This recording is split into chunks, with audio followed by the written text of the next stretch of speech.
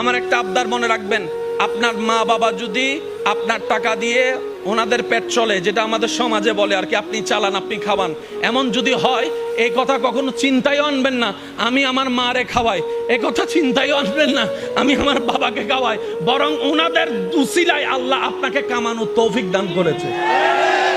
মনে রাখবেন, মা বাবার জন্য প্রতি মাসে আপনার সামর্থ্য অনুযায়ী কিছু খরচ রেখে দিবেন।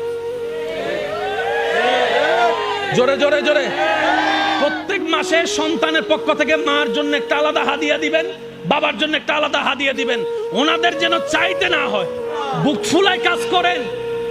মার জন্য দেন, বাবার জন্য দেন। ঘরে বউ থাকলে বউকে বলেন, ও বউ, তোমার মা বাবা রেখে আসছো, আরেক মা বাবা এখানে আছে, আমি আমার জন্মদাতা মা বাবারও খেয়াল রাখবো। ওই মা বাবার কারণে যে তোমাকে পেয়েছি, ওই মা বাবারও খেয়াল রাখার চেষ্টা করব।